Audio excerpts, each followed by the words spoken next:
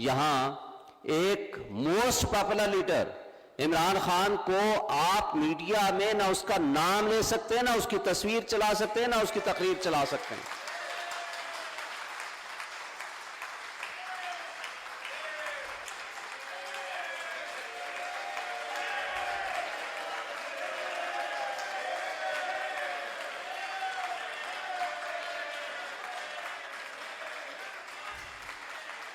آج بھی تمام گیلپ سروے یہ کہتے ہیں مختلف، کوئی اس کو پاپولرٹی میں 70% رکھتا ہے، کوئی 80% رکھتا ہے، اور لیٹسٹ سروے جو آیا ہے ورلڈ ٹائم کا، ان کے بقول 97% پاپولرٹی عمران خان صاحب کی ہے،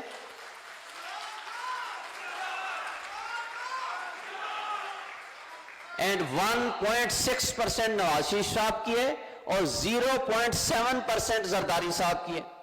اور مجھے بار بار کہا گیا، میں بس 1 منٹ میں اپنی بات ختم کروں گا، بس اس کو سیاسی نہ بنائیں پلیز۔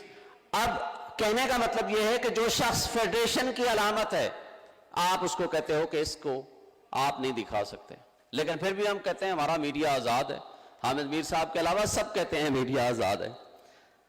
اب آگے ہمیں سٹرونگ انڈیپینڈنٹ بینچ اینڈ بار کی ضرورت ہے۔ جب بار سٹرونگ ہوا کرتی تھی، حامد میر صاحب، چودھری اعزاز صاحب، کھوسا صاحب، اس وقت ہم نے ایک کامیاب موومنٹ چلائی اور پرویز مشرف کو مجبور کیا کہ وہ یہاں ملک سے بھاگا اور اس نے اقتدار بھی چھوڑا، اور ہم نے rule of law, supremacy of constitution and independence of judiciary کے اس سلوگن کو کامیابی سے اپنی تحریک کو کامیاب کیا۔ اور آج ہم یہ بظاہر یہ کہتے ہیں کہ جناب بالکل آئین بھی موجود ہے، لیکن اس کے ساتھ ساتھ حامد میر صاحب نے بھی آپ کو کہا 2 صوبوں میں غیر آئین اس کے بعد اور الیکشن نہیں ہو رہے۔ میرا ان کے ایک شو میں جب انہوں نے کہا الیکشن تو نہیں ہو رہے، میں نے کہا جی میں جاؤں گا پٹیشن فائل کروں گا، اس وقت میں صدر تھا اسلام آباد ہائی کورٹ بار کا، الیکشن انشاءاللہ ہم کرا کے دیکھیں گے۔ انہوں نے کہا اچھا دیکھتے ہیں۔ الیکشن کے ہم نے 2 فیصلے بھی لیے، لیکن جوڈیشری بھی پیچھے ہٹ گئی، طاقتور لوگ آگے آ گئے، اور اس کے بعد ہم الیکشن سے پیچھے ہیں۔ آج وفاق میں جو سچویشن ہے، کہتے ہیں کہ جی ہم نے بڑا جناب تیر مار لیا، $1 بلین لے آئے۔ بھائی اس انجام کو کس نے پہنچایا پچھلے 1 سال میں؟ باجوہ ایکسٹینشن ڈاکٹرن اور لوٹا کریسی نے اس لولی لنگڑی جمہوریت کو 100 کارڈ ہمارے اوپر مسلط کیا اور ہمیں ڈیفالٹ کے قریب چایا۔ کشمیر میں پی ٹی آئی کی اکثریت کو اقلیت میں تبدیل کر دیا۔ رہی صحیح کسر آج ہمیں شرم کا مقام ہے کہ گلگت بلتستان میں 24 سیٹوں والے بندے وہ ہٹ گئے ہیں، جن کے پاس 9 سیٹس تھیں ان کو اقتدار مل گیا ہے۔ کراچی میں جس کے پاس 193 کی سیٹس تھیں، حافظ نعیم صاحب، وہ آج اپوزیشن میں بیٹھا ہے۔ جس کے پاس 173 سیٹس تھیں وہ آج میئر بن چکا ہے۔ اور چیئرمین سینٹ تو ماضی قریب میں آپ نے دیکھ لیا تھا، یعنی عدم اعتماد کی جب ریزولوشن پاس ہوتی ہے تو 64 ووٹس ہیں، لیکن جب دوبارہ اس کی باقاعدہ ووٹنگ ہوتی ہے تو پھر 46 نکلتے ہیں ان کے۔ تو بہرحال یہ سب کچھ ہمارا جمہوریت کے نام پہ ہو رہا ہے۔ جمہوریت آج کی بدترین انتقام ہے مگر عوام سے، لیکن آج بظاہر جمہوریت ہے اور کہا جاتا ہے کہ جمہوریت بہترین انتقام ہے، لیکن میں یہ کہتا ہوں کہ آج کی جمہوریت بہترین انتقام ہے لیکن عوام سے بہترین انتقام ہے۔ جس کو بدترین انتقام کہیں، ہم سے انتقام لیا جا رہا ہے، نام جمہوریت کا استعمال ہو رہا ہے۔ اور یہ بھی ایک بات مستقل بنیادوں پر ہمارے سوشل میڈیا میں چلتی ہے کہ سوال کا جواب ڈھونڈنے کی بجائے سوال کرنے والے کو ڈھونڈنا پڑتا ہے۔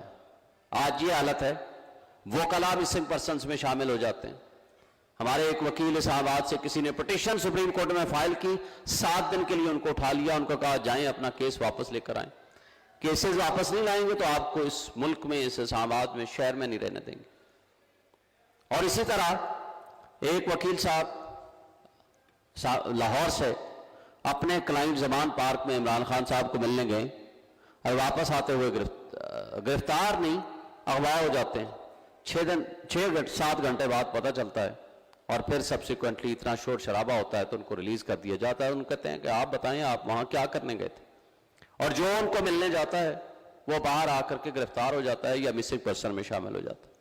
اور ہم کہہ رہے ہیں بڑے جمہوریت پسند ہیں, ہم جمہوریت کو فروغ دے رہے ہیں, کوئی خوف کی فضا نہیں ہے, ہم جمہوری اصلاحات کے لیے کمیٹیاں بٹھا رہے ہیں. بھائی جو جمہوریت کا بیسک کانسیپٹ ہے وہ جمہوریت کی فضا تو پیدا کریں, اور وہ جو خوف کی فضا میں آپ الیکشنز کرائیں گے تو اس کی کیا حیثیت ہوگی. اور یہ بھی ہم سے ڈھکا چھپا نہیں ہے کہ کس طرح کنٹرولڈ ڈیموکریسی کو ہم اپنی پسند ناپسند کے لیے ہم نے گھوڑے کبھی ایک پارٹی میں چھوڑتے ہیں, کبھی دوسری پارٹی میں چھوڑتے ہیں, کبھی تحریک استحکام بناتے ہیں, کبھی پاکستان مسلم لیگ کاف بناتے ہیں.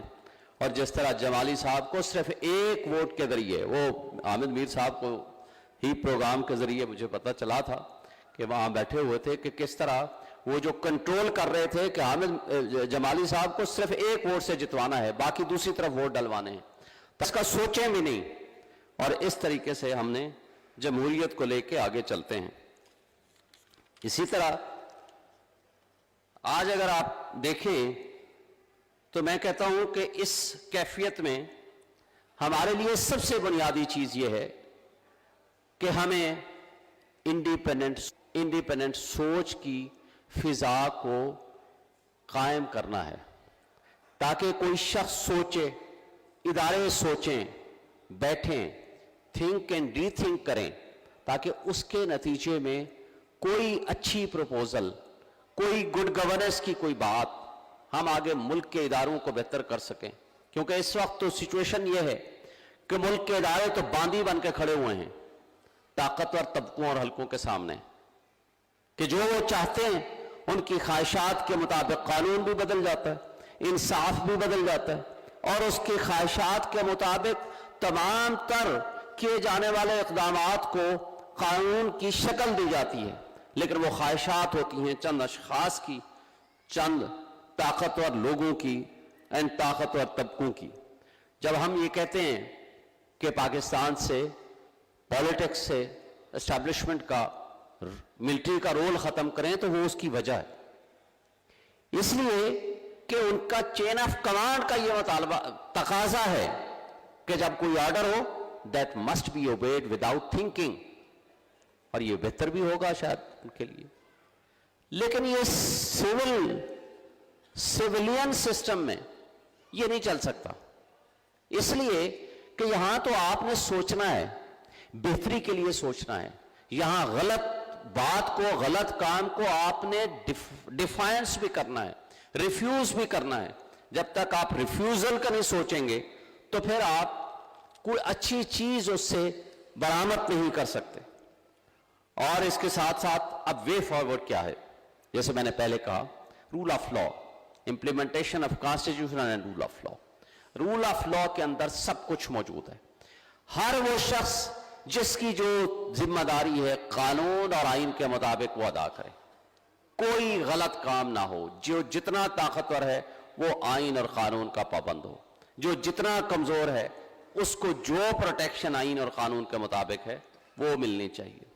پولیٹیکل سٹیبلٹی تبھی آ سکتی ہے جب آپ اس خوف کی فضا میں الیکشن نہیں کرائیں, فری اینڈ فیئر الیکشن کرائیں, آئین اور قانون کے تابع رہ کر کرائیں.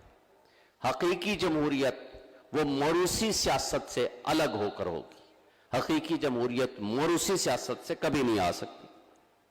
اور اس میں کوئی شک نہیں, جہاں اکنامک سٹیبلٹی کی بات ہوتی ہے اس کے اوپر یہ سارا ڈیپینڈنٹ ہے. اور اس کے ساتھ ساتھ ہمیں اوورسیز پاکستانیز کا ٹرسٹ ہم نے حاصل کرنا ہے.